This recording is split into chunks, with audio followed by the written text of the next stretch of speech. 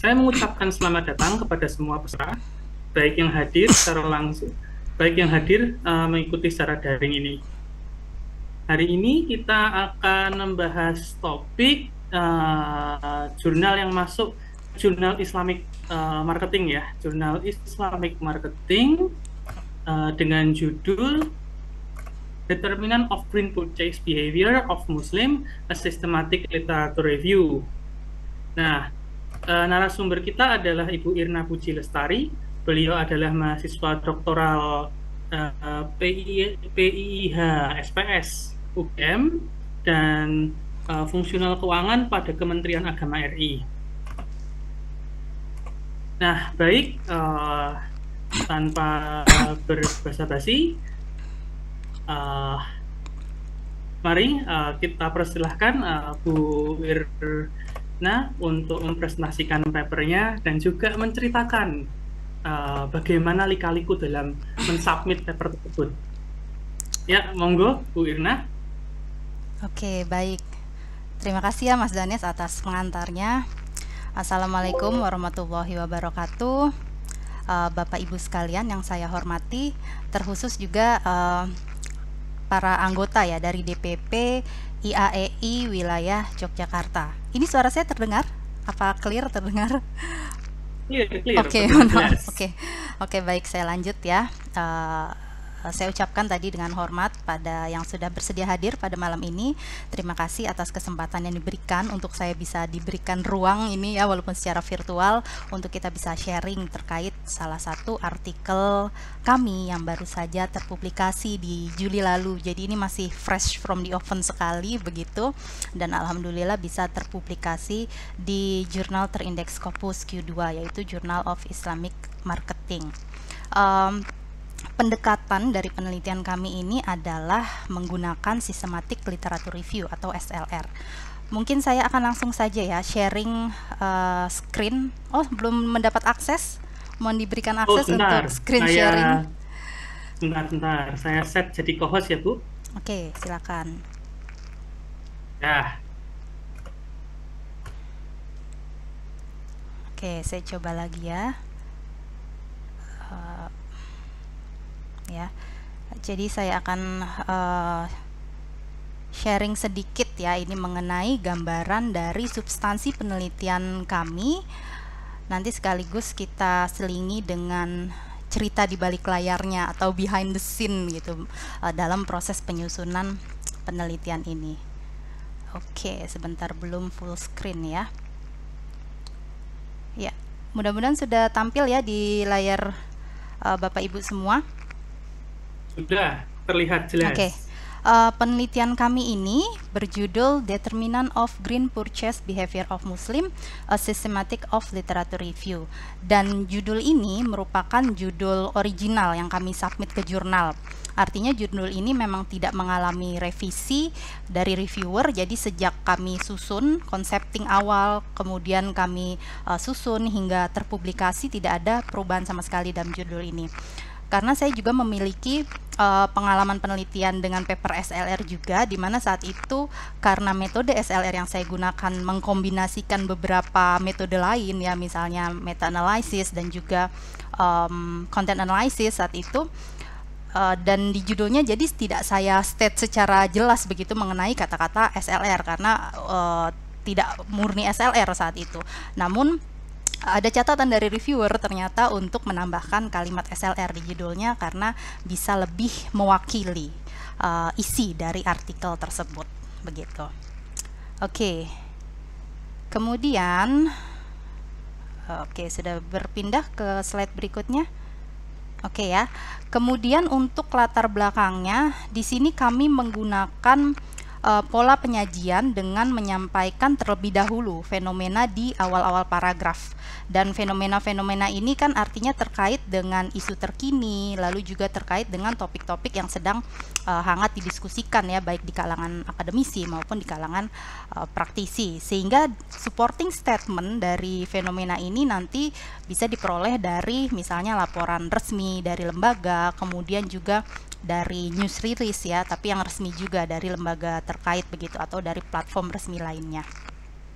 Dan untuk penelitian kami ini, fenomena yang diangkat adalah terkait dengan potensial market yang besar pada konsumen muslim. Dan ini didukung oleh laporan dari Dinar Standard tahun 2022 di mana muslim konsumen ini secara global melakukan purchasing hingga 2 triliun dolar di seluruh lini pasar begitu.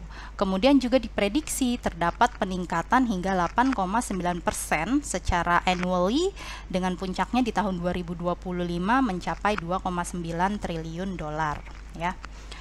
Kemudian fenomena yang kedua adalah terkait dengan momentum dari Paris Agreement, di mana ini menjadi starting point bagi bisnis, bagi halayak ramai, bagi konsumen juga, terkhusus konsumen muslim, untuk memperhatikan lebih lagi terkait dengan isu-isu lingkungan dan juga isu-isu sustainability begitu. Selanjutnya di sini kami kemudian mengemukakan practical gap-nya. Jadi setelah tadi kami kemukakan fenomenanya, tahapan berikutnya kami kemukakan practical gap-nya, sehingga nanti akan ada linkingnya begitu antara fenomena dan juga kesenjangan yang terjadi di real world-nya begitu ya istilahnya. Dan ini kami harapkan bisa membantu para pembaca untuk lebih memahami keseluruhan cerita dari artikel kami ini. Dan untuk practical gap di penelitian ini adalah terkait dengan marketing to Muslim consumer ya, yang dianggap challenging karena adanya batasan-batasan bagi Muslim dalam mengkonsumsi produk-produk tertentu, misalnya produk-produk yang halal saja begitu. Di sisi lain tadi, gapnya adalah ada potensial market yang sangat besar tadi kan pada konsumen muslim, sehingga perlu adanya jembatan begitu dari sisi supply dan demand-nya. Yang inilah practical gap yang kemudian diangkat pada penelitian ini. Kemudian gap berikutnya yang kami kemukakan di sini adalah dari sisi research gap-nya, yang terkait dengan adanya multi-interpretation akan konsep green pada kalangan muslim atau dalam Islam begitu. Dan untuk research gap yang kedua ini sebetulnya ada cerita di balik layarnya ya, yaitu ini muncul ketika revisi dari reviewer begitu. Jadi kami mendapatkan catatan bahwa research gap kami ini belum terlalu dalam tentang motivasi kenapa perlu SLR khusus dalam konteks muslim consumer ini begitu, sehingga kemudian di sini kami melakukan telaah kembali pada artikel-artikel yang sudah kami collection tersebut ya, collected. Lalu walaupun saat itu memang posisinya sudah jadi keseluruhan SLR ya, namun kami mundur sedikit lagi begitu, dan kami mengamati pada bagian literatur reviewnya saja dari artikel-artikel tersebut begitu. Dan kemudian dari situlah kami mendapati bahwa memang ada poin-poin yang ternyata terlewat dan tidak terdeteksi begitu untuk menjadi supporting statement pada research gap ini. Oke. Jadi kembali tadi kepada multi-interpretation akan konsep green dalam Islam. Yang pertama, green ini bisa merepresentasikan Islam itu sendiri. Ini bisa terlihat dari atribut-atribut keislaman ya, yang biasanya itu berwarna hijau. Bahkan logo Kementerian Agama itu kan hijau ya. Itu kebetulan juga memang instansi saya begitu. Jadi saya tahu sekali itu logonya hijau begitu. Dan kemudian juga bisa terlihat dari tradisi di zaman Nabi Muhammad, di mana pada zaman itu Nabi seringkali menggunakan jubah berwarna hijau, dan informasi-informasi ini juga kami state secara clear di dalam latar belakang tersebut untuk menjadi tadi supporting statementnya.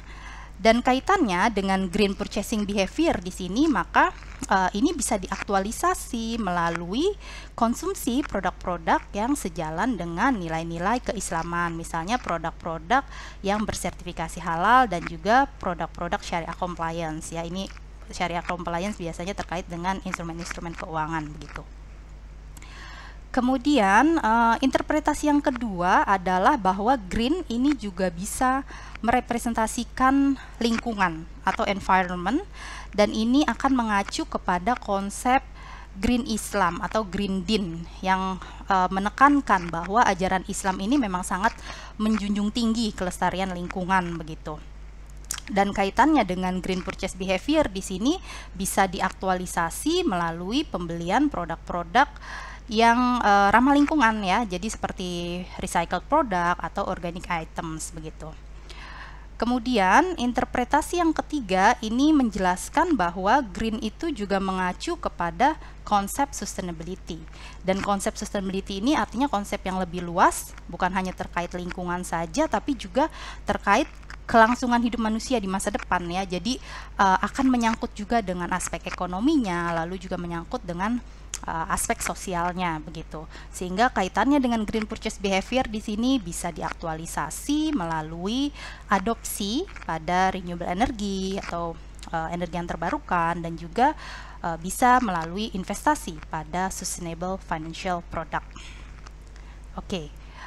Kemudian gap selanjutnya ini kami juga mengemukakan mengenai theoretical gap-nya, di mana teori-teori pro-environmental ya, seperti social activation theory, social values itu, dan juga di sini contohnya adalah theory of green purchase behavior yang cukup baru, ini dari Han 2020. Teori-teori ini dianggap masih kurang dalam mempertimbangkan aspek religius dan aspek spiritual sebagai prediktor dari green purchase behavior. Sehingga ada kemungkinan bahwa teori-teori ini yang sifatnya lebih western centric begitu, mungkin tidak bisa secara efektif menjelaskan green purchase behavior pada kalangan konsumen muslim. Dan ini tentu menjadi salah satu dukungan penelitian ya yang sangat kuat mengapa kemudian perlu sekali dilakukan tinjauan literatur dan melihat teori-teori yang digunakan oleh literatur-literatur tersebut untuk dijadikan landasan dalam membangun cerita atau membangun determinan tadi untuk green purchase behavior khusus bagi konteks konsumen muslim begitu. Kemudian ini juga masih terkait dengan tadi theoretical gap-nya, di mana ditemukan juga adanya inconsistency result antara konsumen muslim dan konsumen non muslim dalam penelitian-penelitian terdahulu begitu. Jadi contohnya di sini untuk faktor environmental attitudes ini berdasarkan penelitian pengaruhnya negatif terhadap green purchase behavior pada kalangan non muslim. Namun pada penelitian yang lain pengaruhnya menjadi positif karena diteliti khusus pada sampel muslim begitu. Dan latar belakang inilah yang kemudian kami ramu untuk mengusulkan research question, yang mana pada paper SLR ini research questionnya pun diajukan pada introduction sectionnya gitu. Oke. Selanjutnya ya, jadi tadi dari latar belakang yang sudah kami angkat itu kemudian diusulkan 2 buah research question di sini. Yang pertama, what are the main determinants of Muslim green purchase behavior? Jadi di sini tujuan utamanya adalah untuk mengidentifikasi faktor-faktor yang dianggap berkontribusi terhadap perilaku pembelian ramah lingkungan bagi Muslim gitu. Dan research question yang kedua adalah what are the critical issues for understanding future Muslim green purchase behavior. Sehingga di sini nanti akan diamati mengenai implication-nya, recommendation-nya, dan juga future research direction-nya terkait green purchase behavior of Muslim ini. Kemudian terkait dengan research novelty dalam penelitian ini ya. Di sini kami secara spesifik memetakan, jadi beberapa paper SLR dengan topik yang hampir sejenis kami petakan begitu. Salah satu contohnya ini adalah paper dari Fauzi ya sebagai pembeda dengan paper kami. Jadi kami melakukan ini agar kami bisa melihat apa yang mungkin terlewat begitu dari paper-paper SLR sebelumnya ya. Di sini contoh novelty-nya kami sampaikan tadi dari papernya Fauzi yang mana fokusnya pada consumer purchasing untuk halal certified product. Dan ini tentu berbeda dengan paper SLR kami yang fokusnya pada green product. Karena halal itu belum tentu green, green itu juga belum tentu halal begitu. Sehingga harapannya adalah paper SLR kami ini nanti bisa expanding the classification gitu of the green halal product gitu. Diharapkannya seperti itu. Dan ini sedikit bercerita mungkin, salah satu tantangan terbesar dalam menyusun paper SLR ini menurut kami itu adalah dari penentuan topik di awalnya, begitu.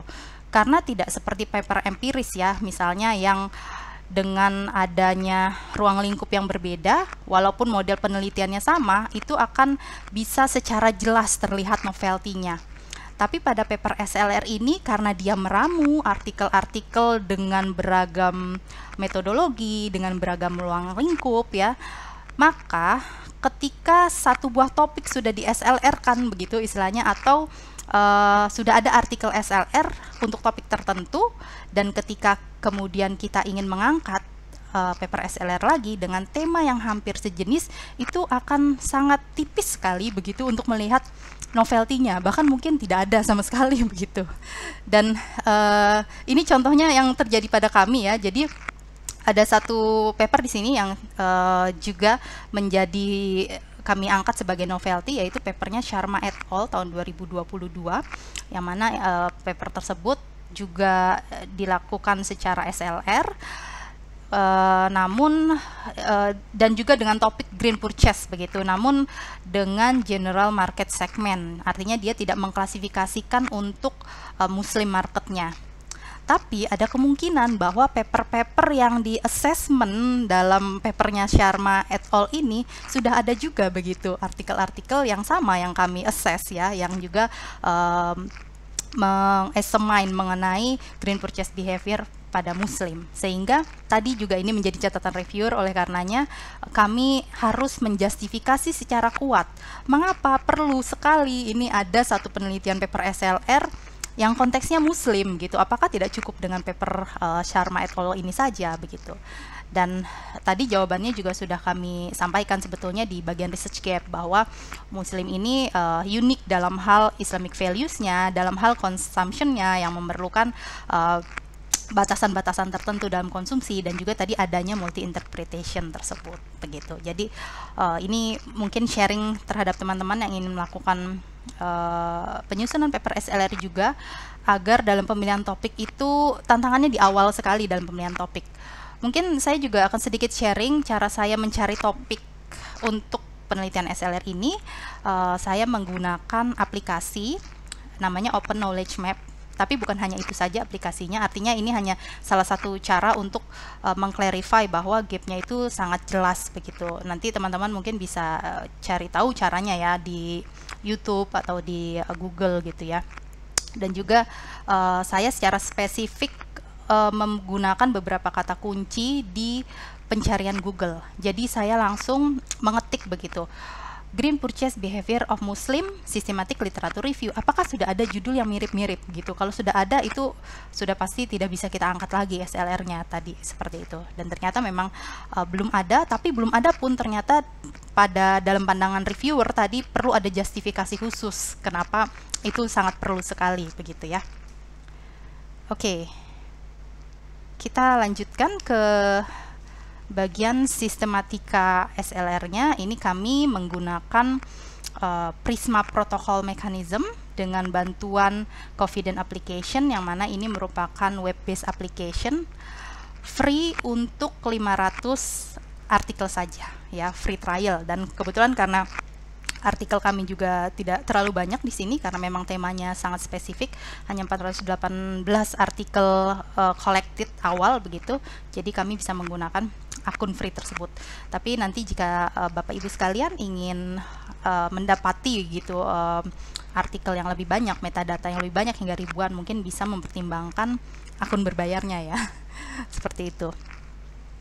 Kemudian untuk database-nya ini kami batasi hanya pada Scopus saja, karena Scopus juga memang sudah teruji ya dari sisi kredibilitasnya, dan juga Scopus itu free access, tidak seperti Web of Science kita perlu berlangganan dulu di situ ya. Jadi ini juga kami statement juga, tapi kami justifikasi juga kenapa menggunakan Scopus dalam metodologi sectionnya di sana. Lalu untuk time range-nya ini tidak kami batasi sama sekali. Jadi tidak ada batas bawah untuk tahun pengamatan dan tidak ada batas atas untuk tahun pengamatan. tahun terakhir pengamatan itu adalah pada saat database diakses saat itu, yaitu pada tahun 2023 di bulan-bulan April kalau tidak salah saat itu ya. Namun sebelumnya ini sebetulnya kami menentukan batas bawahnya, yaitu tahun 2016 sebetulnya ya, karena dengan asumsi tadi adanya momentum Paris Agreement, dan kami rasa akan banyak sekali paper-paper, penelitian-penelitian yang mulai membahas isu-isu green begitu. Tapi ternyata tidak begitu banyak yang terkait dengan green purchase behavior ini begitu, sehingga kami perluas kembali time range-nya. Dan kemudian kami juga menggunakan beberapa keyword string tentu saja, dan ini juga sudah kami pastikan mengenai sinonim-sinonim dari keyword yang kami tampilkan di sini. Jadi kami menggunakan Google Dictionary yang free access lagi begitu. Kami pastikan bahwa green misalnya bersinonim dengan apa, itu semuanya sudah kami pertimbangkan, sehingga di sini bisa terlihat ya pada slide ada sebanyak 418 artikel awal yang bisa terkolek dari keyword string tersebut. Kemudian untuk evaluation assessment-nya kami menggunakan eligibility criteria ya. Yang pertama, bahwa artikel ini harus peer reviewed, tentu saja karena juga tadi tujuannya untuk mencari determinasi, maka itu biasanya akan lebih tervalidasi dari paper-paper yang sudah peer reviewed begitu.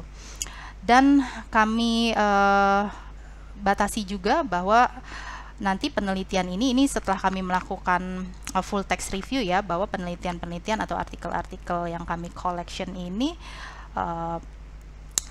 subjek penelitiannya begitu adalah individual buyers, not institutional buyers, not governmental buyers, dan secara spesifik populationnya adalah Muslim.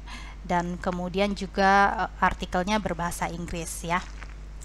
Dari 418 artikel tersebut, maka didapatkan 38 artikel setelah dilakukan filter. Dan juga keuntungan menggunakan confidence ini nanti sejak awal dia akan mengeliminasi secara otomatis paper-paper yang ada indikasi duplikat gitu ya. Jadi sudah aman dari duplikasi begitu. Sehingga tadi kami mendapati 38 artikel, final artikel untuk content analysis selanjutnya. Oke. Dan untuk hasilnya secara deskriptif ini biasanya di paper SLR pasti kita menampilkan distribution artikelnya begitu. Di sini kami tampilkan dari sisi ratingnya, kemudian research methodnya, lalu juga country settingnya, dan juga kami klasifikasi lagi berdasarkan publish year-nya. Nanti mungkin Bapak Ibu juga bisa memperluas ya informasi di descriptive finding ini, misalnya dari teknik analisisnya gitu atau yang lain sebagainya. Dan kami juga menyajikan di sini ya trend jurnal, yang ini sepertinya mostly selalu ada pada artikel-artikel SLR begitu terkait trend jurnal ini. Bahkan terkadang ada yang hanya menyajikan top 10 jurnal saja atau top 15 jurnal saja begitu. Tapi di sini kami sajikan seluruh jurnal yang digunakan pada final artikel, karena juga final artikel kami tadi tidak terlalu banyak sehingga cukup untuk ditabulasi dalam satu table saja begitu. Oke. Dan ini hasil berikutnya ini sebetulnya insentif tambahan saja. Kami juga menyajikan bibliographic mapping, walaupun judulnya tadi systematic literature review ya. Tapi ini bukannya tidak ada tujuannya ya. Artinya bibliographic mapping di sini ada tujuannya. Jadi karena tadi kami ingin mencari faktor-faktor determinasi, dan itu kan pasti akan ada banyak sekali faktor determinasi. Maka kami butuh untuk mengelompokkan faktor-faktor tersebut menjadi dimensi-dimensi atau elemen-elemen. Dan bibliographic mapping ini ya, untuk yang figure 2 hasilnya ini sangat bermanfaat sekali dalam membantu pengelompokan tadi. Jadi bisa dilihat di sini beberapa kata kunci itu dia bergerombol, terkelompok begitu ke dalam klasternya masing-masing ya. Misalnya di sini klaster merah ada religious values dan religiousity, dia terkumpul begitu ke dalam klasternya masing-masing. Dan ini juga tambahan ya, kami sajikan mengenai top authors dalam artikel-artikel final artikel tadi. Oke. Ya, kita sudah masuk ke dalam hasil utamanya, yaitu content analysis. Dan content analysis ini kami sajikan berdasarkan research questionnya masing-masing. Untuk research question yang pertama tadi, what are the determinant of green purchase behavior of Muslim? Di sini kami berhasil mengidentifikasi lebih dari 100 faktor yang diduga berkontribusi terhadap GPB dari Muslim, ya, Green Purchase Behavior of Muslim, yang kemudian kami kelompokkan tadi ke dalam dimensi-dimensi atau kami sebut ke dalam elemen begitu. Elemen yang pertama adalah individual factors, yang mana ini nanti terkait dengan faktor-faktor yang mewakili personal attribute dari Muslim consumer, dan ini bisa dengan mudah diidentifikasi faktor-faktor tersebut dan bisa terlihat secara kasat mata begitu. Misalnya ada demografi, ya, gender, usia, kemudian education, itu masuk dalam kelompok demografi dan itu dapat dengan mudah diamati. Kemudian juga health performance, itu juga mudah diamati tentu. Kemudian juga lifestyle dan habit. Untuk habit ini kami notes, ya, kami highlight bahwa hanya habits yang berupa physical reaction, ya. Jadi misalnya habit menggigit kuku ketika gugup begitu misalnya, itu kan habit yang dapat dengan mudah diamati secara kasat mata. Kemudian elemen yang kedua adalah psychological factors. Ini adalah faktor-faktor yang terkait dengan psikologi dan personality traits dari Muslim consumer tersebut, yang mana faktor-faktor ini hard to identify dan juga can change easily, tergantung situasi dan juga tergantung kondisinya. Dan subfaktornya antara lain ada attitude toward green, kemudian awareness, ada green trust, COVID-19 fear, dan lain sebagainya. Dan kami juga menemukan bahwa faktor-faktor dari psychological ini secara spesifik juga langsung menggunakan terminologi environment. Ya, jadi ini kemudian kami klasifikasi dari elemen ini, kami buat jadi dua sub elemen, baru kami klasifikasi lagi ke dalam faktor-faktornya tadi. Ya. Untuk faktor psychological yang menggunakan terminologi environment di sini contohnya ada environmental concern, environmental awareness, environmental attitude, ya, dan lain sebagainya. Kemudian elemen yang ketiga adalah ethical factor, yang mana ini terkait dengan faktor-faktor yang merepresentasikan personal moral ideologi dari para Muslim consumer, ya. Jadi ini juga tidak mudah diidentifikasi dengan mata begitu, ya, sangat subjektif. Di sini subfaktornya antara lain subjective norms, social values, moral obligation, ya, dan lain sebagainya. Oke, selanjutnya sudah elemen yang keempat, ya. Elemen yang keempat yaitu product related factor. Ini terkait dengan faktor-faktor yang melekat pada green product itu, ya, mulai dari produk ini diproduksi hingga produknya diterima oleh konsumen. Jadi faktor-faktornya di sini ada seperti product innovation, brand, label, promotion, hingga ke advertisement, itu juga kan melekat pada atribut produk tersebut. Dan temuan menarik pada paper SLR ini adalah teridentifikasinya Muslim specific factor, yang mana ini tidak diidentifikasi tadi pada papernya Sharma atau pada papernya Fauzi, ya, sehingga ini menjadi satu buah novelty begitu. Muslim specific factors ini adalah faktor-faktor yang merepresentasikan nilai-nilai dari Muslim community, Muslim consumer itu, ya.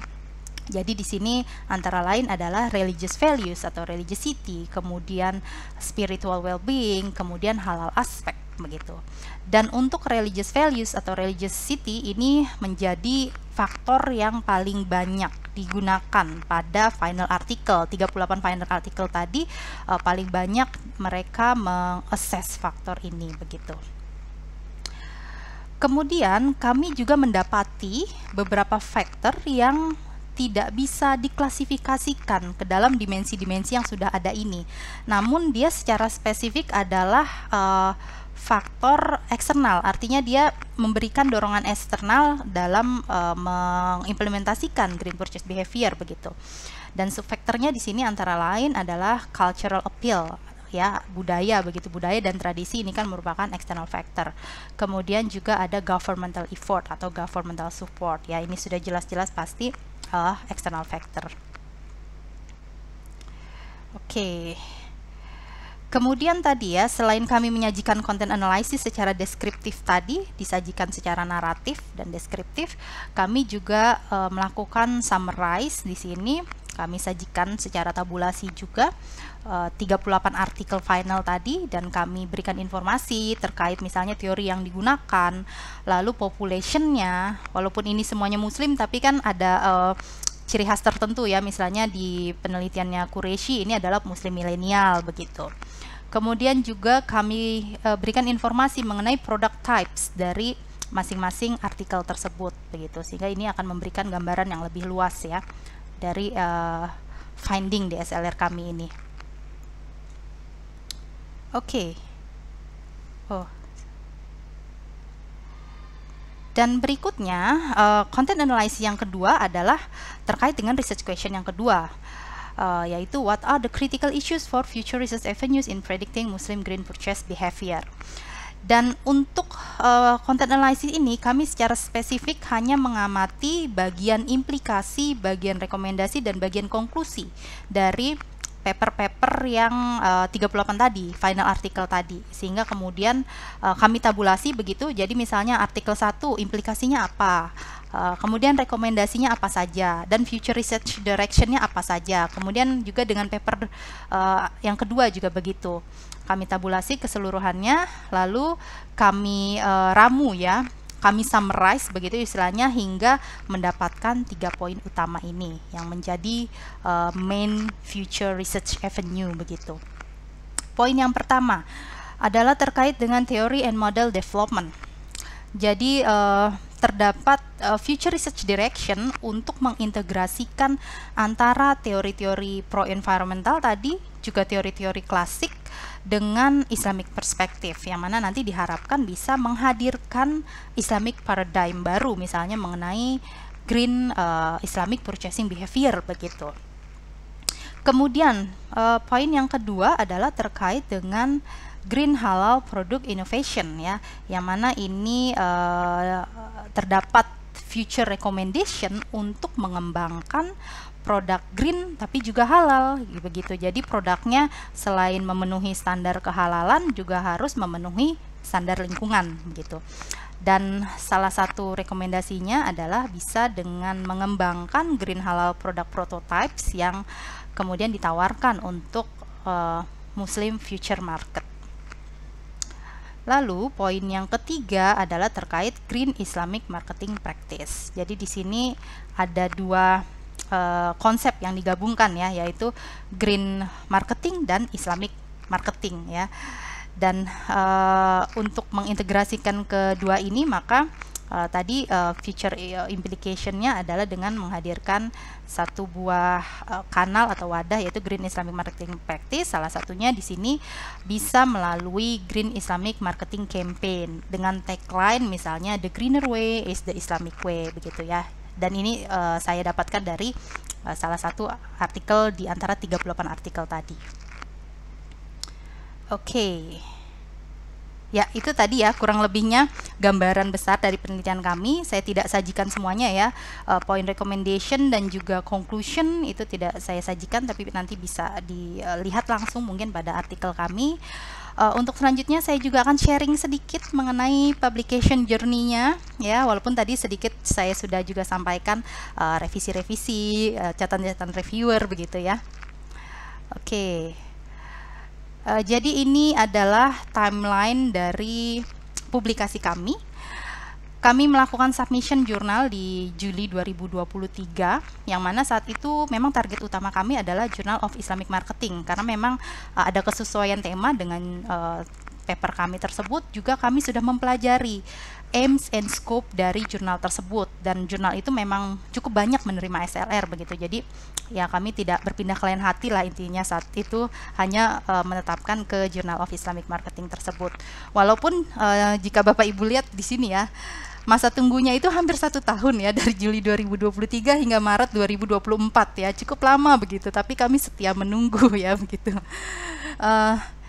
Jadi setelah kami submit waktu itu kurang lebih tidak sampai 2 bulan ya, ada respon dari editor mengenai apa ya istilahnya editorial checking mungkin ya. Jadi kami sudah pass through the editorial checking, misalnya dari sisi template-nya mungkin sudah sesuai, kemudian dari sisi word limitation-nya, ini kan biasanya menjadi catatan editorial ya. Untuk JIMA word limitation-nya itu 9.500 saat itu ya, tapi saya tidak update lagi, nanti silakan Bapak Ibu lihat. Kemudian juga ya dari hal-hal teknis tadi kami sudah lewati proses itu, artinya sudah diterima dari sisi pre-editorialnya, jadi ya kami setia menunggu saja begitu. Dan di antara waktu itu kami juga sempat berkorespondensi lagi kepada editor, tapi ya jawabannya hanya menunggu saja. Kemudian setelah mendapatkan respon di Maret 2024 itu kami segera melakukan revisi, dan ada 2 kali revisi di sini jika bisa Bapak Ibu lihat, hingga akhirnya paper kami acceptance ya. Dan saya ingin memperlihatkan juga sebetulnya catatan dari reviewernya. Ini mungkin bisa menjadi apa ya, sharing pengalaman dan juga referensi juga bagi Bapak Ibu yang ingin membuat paper SLR ya, catatan-catatan apa yang perlu dipertimbangkan begitu. Jadi ada 2 reviewer di sini. Untuk reviewer yang pertama itu recommendation-nya langsung accept. Jadi saya langsung berbahagia saat itu ya, karena tidak ada revisi sama sekali begitu. Tapi saya tidak boleh berbahagia dari awal. Ternyata untuk reviewer yang kedua ini recommendation-nya adalah major revision, dan hampir setiap poin dibutuhkan improvement di sana begitu. Terutama yang dibutuhkan improvement tadi dari sisi research gap-nya ya, theoretical gap-nya tadi kami betul-betul itu meramu ulang ya, menambahkan mungkin misalnya tadi introduction itu 100% begitu, kami tambahkan 20% lagi begitu untuk mengclarify dengan jelas isi dari theoretical dan research gap-nya. Dan kemudian juga literatur review-nya, ini ada catatan bahwa reviewer ingin gap pada previous study itu juga disajikan di literatur review. Walaupun pada saat itu kami menyajikannya di introduction section, tapi dirasa belum terlalu dalam begitu ya, sehingga akhirnya ya kami olah kembali, kami sajikan lagi, walaupun masih dengan apa ya, dengan cerita yang sama begitu, dengan latar belakang, hanya saja kami bahasakan lebih luas lagi begitu.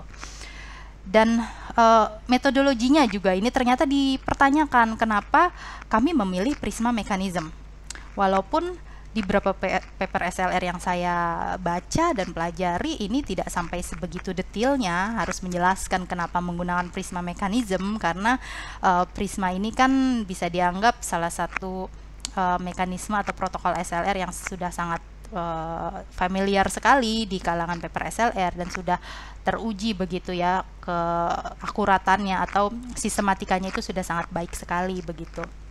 Tapi karena diminta oleh reviewer untuk memberikan catatan, akhirnya kami tambahkan begitu, walaupun hanya sepatah 2 patah kata begitu ya istilahnya. Dan kemudian apalagi ya yang perlu dipertimbangkan juga, recommendation-nya. Ini recommendation-nya tadi kan untuk research question yang kedua, sebetulnya di situ kan sudah jelas ya, kami ingin mencari future research direction, future recommendation, and future implication begitu ya. Artinya di situ kami selain menyajikan rekomendasi dan implikasi dari artikel-artikel yang tercollecting, kami juga menambahkan insight berupa rekomendasi yang bisa kami berikan dari hasil finding tersebut. Namun reviewer ingin recommendation ini ada di dalam section tersendiri, sehingga akhirnya ya kami petakan lagi begitu. Dan ini juga cukup memakan waktu lama untuk memproduksi ya, memperbaiki, merevisi di section recommendation ini. Kemudian oke, itu saja mungkin ya. Dan untuk revisi tahap kedua ya. Jadi tadi setelah major revision ternyata ini reviewer yang tadi ini sepertinya dia berganti posisi, tadi dari reviewer 2 dia menjadi reviewer pertama ya, tapi dari bahasanya masih sama seperti reviewer tadi ya. Dari major revision akhirnya menjadi minor revision, walaupun masih dengan catatan minta ditambahkan lagi di bagian literatur review, dan juga catatannya adalah terkait diminta untuk menggunakan jasa professional proofreading. Sebetulnya kami sudah menggunakan 2 tahap proofreading, tapi menggunakan aplikasi memang ya. Yang pertama menggunakan Grammarly checking yang premium, yang di situ kan sudah ada juga Grammarly check, juga ada proofread sederhana ya, dan cukup ampuh juga begitu. Kemudian kami juga menggunakan Paperpal atau Editech, yang mana ini adalah web based juga ya, dan sudah terintegrasi dengan Jurnal Emerald. Jadi ketika Bapak Ibu nanti submit ke jurnal-jurnal Emerald, biasanya kan di awal diminta beberapa informasi, salah satunya ditanyakan apakah paper ini sudah melalui proofread dari Paperpal tersebut. Nanti tinggal di checklist yes or no begitu, dan kami sudah melalui itu sebetulnya. Nanti dari Paperpal itu dia memberikan satu buah Microsoft Word, jadi kita upload sistemnya, kita upload lalu kita bayar ya, waktu itu $21, kurang lebih berapa, 400.000 sekian ya, mungkin tidak sampai begitu, tidak terlalu mahal artinya dibandingkan dengan sewa proofread yang secara langsung begitu. Dan ini juga cukup baik karena saat kita submit dia nanti akan hasilnya itu berupa Word juga yang sudah di highlight begitu, dan ada beberapa komen-komen, misalnya ini harusnya diganti, ini lebih baik menggunakan kata-kata ini begitu. Itu cukup baik, nanti Bapak Ibu silakan coba. Dan ada hasil apa ya, semacam sertifikat bahwa kita sudah menggunakan proofread kan, dan nanti di Emerald itu sudah otomatis bisa terdeteksi begitu kalau kita sudah menggunakan Paperpal tadi begitu. Tapi karena masih diminta professional proofreading ya, akhirnya kami lakukan proofreading secara tidak semi profesional sih jadi tapi tetap dilakukan proofreading lagi untuk memastikan bahwa bahasanya, communicationnya sudah sesuai standar jurnal tersebut begitu. Dan untuk reviewer yang kedua ini tadi masih sama, dia accept, jadi tidak ada revisi sama sekali di reviewer yang kedua ini. Hingga kemudian di Juni kami mendapatkan notifikasi bahwa artikel kami telah acceptance begitu. Itu mungkin kurang lebihnya ya yang bisa saya sharing, mudah-mudahan bisa bermanfaat ya bagi Bapak Ibu semua dan bisa menjadi referensi juga. Saya juga harap mungkin Bapak Ibu bisa memberikan feedback setelah membaca artikel kami ini ya. Itu saja mungkin ya, saya kembalikan lagi ke Mas Danes ya. Mas silakan. Oke, terima kasih Bu Irna. Oh ya Bu Irna, ini boleh saya izin untuk membagikan artikelnya? Oh boleh. Oke, Itu walaupun non open access, tapi kan kalau diakses dengan apa dari gaji UGM gitu kan bisa juga jadinya free ya. Silakan, tidak apa-apa kalau untuk kalangan akademisi. Ya, Bapak Ibu bisa mendownload, sudah saya di chat. Oke, kami mengundang Bapak Ibu untuk bertanya tentang artikel ini, tentang presentasi ini. Monggo silahkan. Bisa lewat chat juga. Oke, ada chat masuk dari Ibu Gia. Selamat malam, izin bertanya. Pada PPT Summary of Determining Factors ada 6 artikel saja atau aslinya lebih banyak. Nah, lalu protokol SLR selain Prisma, apakah ada rekomendasi? Oke, saya tidak bisa baca chatnya ya, dikirim private mungkin ya. Oh iya, dikirim private ternyata. Saya teruskan di everyone ya. Iya, boleh. Ya.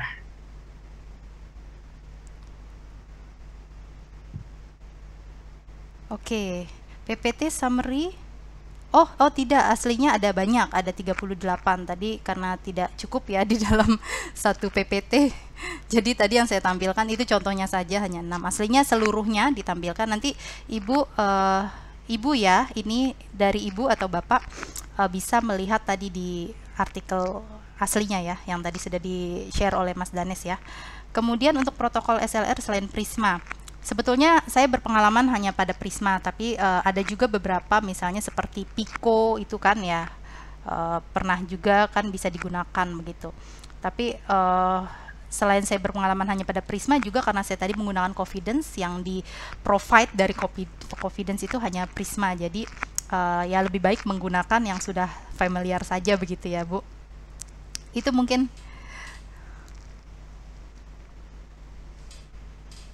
Oke, ada lagi silahkan. Jika belum ada, saya ada pertanyaan Bu. Oke, silakan. Oh, ini ada Mas Ragil. Ada Pak Ragil dulu saja. Monggo silakan Pak Ragil, bisa lewat video atau chat juga boleh. Silakan. Baik, terima kasih Mas Danes. Mohon maaf ini tidak menghidupkan kamera. Selamat malam Mbak Irna. Ya, malam Mas Ragil. Masih lama sekali nih nggak ketemu secara langsung dengan Mbak Irna ya. Iya nih. Mungkin ada hal yang perlu kami coba telusuri nih Mbak Irna, kalau dalam proses identifikasi awal ataupun screening di keyword string itu kan ada 400-an artikel gitu ya Mbak Irna. Kemudian kalaupun ujung-ujungnya itu menjadi sangat sedikit, itu dalam proses systematic literature review itu ada batasnya nggak tuh Mbak? Apakah kelayakannya itu minimal berapa artikel yang kemudian itu dalam included-nya itu, atau seperti apa Mbak Irna? Terima kasih Mbak Irna atas ilmunya. Oke, baik Mas Ragil. Saya akan coba jawab berdasarkan pengalaman penelitian saya saja ya. Karena belum ada panduan yang jelas begitu tadi mengenai batas minimal artikelnya. Tapi jika kita lihat proses SLR-nya itu kan, kita juga memang tidak bisa tahu nanti ujung akhirnya itu akan seperti apa begitu, karena kan kita menetapkan banyak kriteria, dan dengan kriteria itu akhirnya baru terkumpul final artikelnya itu ya. Artinya kalau kita ingin memperluas lagi cakupan hasil dari final artikelnya, mungkin kita bisa hanya kriterianya kita kurangi begitu istilahnya, tapi itu kan nanti tidak akan menjadi sebuah kedalaman dalam literatur review kita begitu. Dan ini mungkin hanya berdasarkan diskusi saja dengan sesama teman peneliti ya mungkin, dan jawaban saya ini tidak bisa menjadi tidak bisa menjadi panduan artinya ya. Tapi kita bayangkan begini, misal artikel akhirnya hanya 5, apakah itu akan menjadi sebuah cerita begitu? Apakah itu bisa mendukung konsep yang akan kita tawarkan dari SLR itu, atau mendukung beberapa finding, recommendation dan lain sebagainya? Apakah itu bisa menjadi cerita? Itu kan mungkin sangat sedikit sekali ya dukungan artikelnya ya. Ya mungkin paling tidak di atas 30 artikel mungkin itu sudah bisa menjadi cerita. Karena dengan salah satu promotor saya yang Mas Ragil mungkin tahu, yang sebelumnya mantan promotor saya itu juga karena temanya spesifik, akhirnya artikel akhir itu juga hanya sedikit ya, 30 sekian begitu, dan itu masih oke, kata beliau waktu itu, dan itu juga sudah saya submit, walaupun sampai sekarang belum ada jawaban sih dari dari jurnalnya begitu. Tapi artinya dengan 30 artikel waktu itu masih cukup baik untuk menjelaskan berbagai hal yang ingin kita kemukakan dalam finding SLR itu begitu, mungkin Mas Ragil ya. Baik, Gimana? Mbak Irna, terima kasih sekali. Berarti keunikannya itu yang kemudian bisa berimplikasi dengan banyak atau sedikitnya artikel yang kita eksplor gitu Mbak Irna. Iya, kita tidak bisa menentukan sebetulnya dari awal akan ada berapa akhirnya. Atau kalau mau misalnya sangat sedikit sekali, ini juga ini saya sharing pengalaman teman peneliti saya yang namanya ada sebagai author kedua sebetulnya. Beliau juga sedang melakukan paper SLR, dan itu temanya lebih sedikit sekali karena sangat jarang, sangat spesifik begitu. Akhirnya yang dia lakukan adalah menambahkan kata kunci. Itu juga bisa kan dilakukan. Dan juga bisa menambahkan database. Akan sangat mungkin kan ketika database-nya tidak hanya Scopus. Misalnya Google. Wah, kalau kita menggunakan Google itu mungkin bisa ribuan ya. Karena paper-paper yang non peer review pun akan masuk nantinya begitu. Itu bisa nanti dilakukan begitu. Ya. Terima kasih Mbak Irna. Oke, Mas Ragil, sama-sama.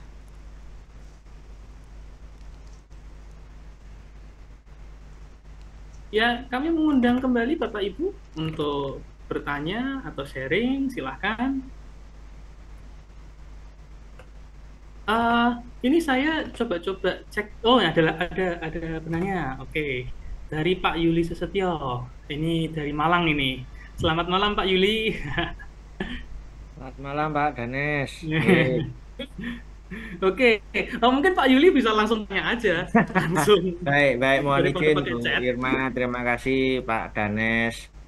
Menarik sekali ini Bapak artikelnya Mbak Irma ya. Eh, Terutama tadi penggunaan SLR dan ini dengan membaca banyak kemudian di summary dan seterusnya lah. Yang saya ingin highlight ini apa namanya? Mungkin dari bacaan yang sudah jenengan kumpulkan dan summarize itu mungkin apakah ada contoh-contoh praktis dari contoh-contoh praktis untuk di marketing itu dari hasil dari practical implication-nya yang jenengan tulis Bu Irma. Oke. Misalnya itu yang Green Islamic Marketing Strategic Formulation itu seperti apa sih contoh praktisnya itu seperti apa? Oke. Kemudian Green Halal Product dan Innovation itu seperti apa? Apa kemudian juga bisa dikaitkan ini mungkin karena ini non sewu saya agak lupa apakah juga dikaitkan juga misalnya mohon maaf produk-produk yang terafiliasi dengan Israel dan seterusnya. Ngaten Bu Irma. Bu Irna, maaf. Terima kasih Bu Irna, Pak Ganes. Oke, baik. Saya izin share papernya langsung ya. Sudah muncul belum ya?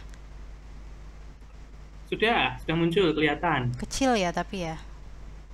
Iya. Nah, Oke, baik. Oke, baik. Ini jadi saya ulangi sedikit.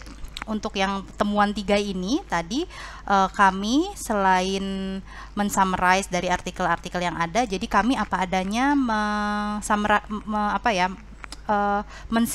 mensintetasi gitu ya, dari mensintesis maksud saya artikel-artikel tersebut tadi yang saya ceritakan, kami tabulasi, kemudian kami ramu hingga hanya ada 3 poin utama, dan kami juga memberikan usulan begitu ya. Dan itu tentu saja sudah kami sampaikan sebetulnya di paper ini, jadi kami langsung buka saja ya. Oke, kalau untuk yang theory and model development tentu practical implication-nya karena ini sifatnya konseptual ya, artinya mengintegrasikan, tadi saya sampaikan mengintegrasikan teori-teori yang ada dari sisi pro-environmental dengan Islamic perspective, sehingga nanti akan mendapatkan satu buah Islamic paradigm atau nanti akan mendapatkan satu buah model penelitian ya yang mengintegrasikan faktor-faktor yang ada di pro-environmental kemudian ditambahkan misalnya dengan religious factor, yang mana itu belum ada tadi kan, misalnya dari teori The Green Purchasing Behavior oleh Han 2020 itu tidak ada religious factors-nya. Misalnya nanti bisa jadi pengembangan model seperti itu. Ini kalau dari sisi teori and model development-nya. Kemudian kalau dari sisi green halal product-nya ya. Ya, ini tentu saja tadi mengembangkan secara praktisnya diharapkan ada pengembangan produk yang bukan hanya halal tapi juga green. Karena tadi green itu belum tentu halal, halal juga bisa jadi belum tentu green. Di sini kami sampaikan misalnya bisa dengan memberikan sertifikat khusus untuk green halal. Jadi bukan hanya halal saja. Sekarang kan juga sudah ada ya, bukan sertifikat ya namanya ya, kalau untuk food yang atau produk-produk yang ramah lingkungan itu ada apa sih, lambang segitiga itu bahwa recycle misalnya, seperti itu ya, logo atau cues gitu ya.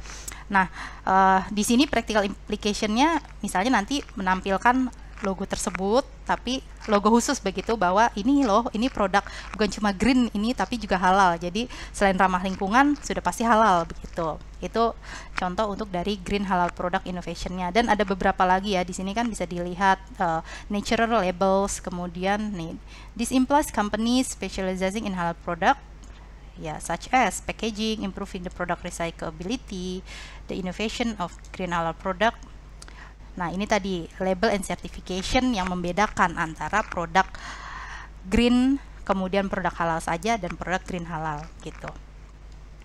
Dari sisi Islamic marketing practice-nya di sini dengan menformulasi strategi 4P marketing ini, misalnya tadi untuk promotionnya bisa dengan campaign yang secara khusus tagline-nya itu bukan Islami saja, tapi juga tadi misalnya the greener way is the Islamic way. Ini jadi menggunakan apa ya? Menggunakan bisa memotivasi selain untuk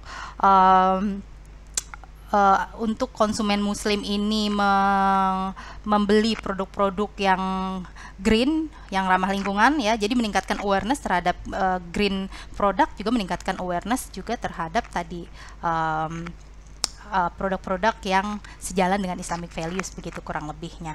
Ya, jadi di sini kami salah satunya secara praktisnya kami menawarkan agar memformulasi dari 4P marketing ini, yang juga ya di sini misalnya diintegrasikan misalnya dengan Islamic attire, distribution channel yang memprioritasi environmental sustainability, kemudian juga yang diintegrasikan juga misalnya dengan charitable contribution. Ini kan terkait dengan Islamic way-nya tadi. Jadi misalnya nanti dilakukan strategi marketing apa ya, misalnya mungkin bisa dengan pembelian produk green itu sudah otomatis memberi zakat terhadap fakir miskin atau orang yang membutuhkan begitu ya. Itu kurang lebihnya, tapi di sini sebetulnya sudah kami kemukakan hanya karena memang tadi ada revisi dari reviewer dan juga batasan-batasan terkait word limitation-nya, sehingga mungkin tidak terlalu luas kami nyatakan, kami bahasakan, hanya poin-poinnya saja begitu. Itu mungkin Pak Sulistyo ya. Ya, terima kasih Bu Irma, bagus sekali. Saya pikir ini saya jadi terinspirasi, kayaknya ini bisa jadi indikator untuk penelitian variabel, pembuatan variabel lagi, indikator untuk variabel ini dikaitkan dengan yang lain. Ini kayaknya menarik Bu, terima kasih. Ini insya Allah bisa jadi ya tadi indikator pertanyaan-pertanyaan yang bisa kita kembangkan. Terima kasih Bu Irma, Bu Irna, Mas Danes, Pak Danes. Oke. Ya. Ini saya coba cek di Emerald itu ada journal finder ya, yang bisa memperlihatkan lamanya first lamanya direspon. Apakah Ibu juga menggunakan itu juga? Journal finder? Iya. Oh, tidak sih, kami secara tradisional saja waktu itu. Oh, secara tradisional. Jadi journal finder bisa melihat beberapa jurnal, misalnya responnya berapa lama begitu ya. Di situ berapa lama untuk JIMA? Kalau menurut journal finder? 134 hari. Kurang lebih berarti 3 bulan. 30 hari, 330 dibagi 3 bulan lebih ya, kira-kira hampir 4 bulan. 4 bulan, 130 kan 30 hari, 4 dibagi bulan, 34 bulanan ya. Dan ternyata saya hampir setahun ya tadi. Hampir setahun ya? Oh iya. Hampir setahun kami. Tapi mungkin itu 130 hari itu hingga respon editorial atau sampai ke reviewer pertama, reviewer tahap awal. Ini time to first decision. Iya, bisa jadi. Karena itu berarti editor ya? Ya, karena first decision kami tadi sudah melewati tahap editorial checking begitu. Artikel Anda begitu istilahnya sudah punya potensi untuk di acceptance di JIMA waktu itu. Memang ada decision seperti itu. Lalu langsung naik ke tahapan awaiting reviewer. Nah, dari awaiting reviewer itu cukup lama ternyata, hampir 1 tahun itu ya tadi. Begitu. Iya. Itu saya bagikan di chat juga ya. Mungkin bagi para Bapak Ibu hadirin di sini yang mau publish di Emerald bisa menggunakan itu juga ya. Sebagai untuk melihat ini kira-kira respon pertama kapan ya, seperti itu ya. Iya. Oke, ini bagus nih. Agar kita tidak menunggu ya. Ya, Masih. supaya kita tahu kira-kira rata-rata jurnal ini berapa lama ya, jurnal ini Oke. berapa lama ya. Tidak semua publisher punya seperti itu. Yang saya tahu Emerald sama Science Direct. Science Direct punya nggak ya? Kalau nggak salah ya, Emerald sama Science Direct yang punya kayak gitu. Oke. Wah, ternyata sudah penghujung waktu ini. Wah, sayang sekali, namun memang sudah penghujung waktu. Hadirin yang saya hormati, kita sampai di penghujung acara.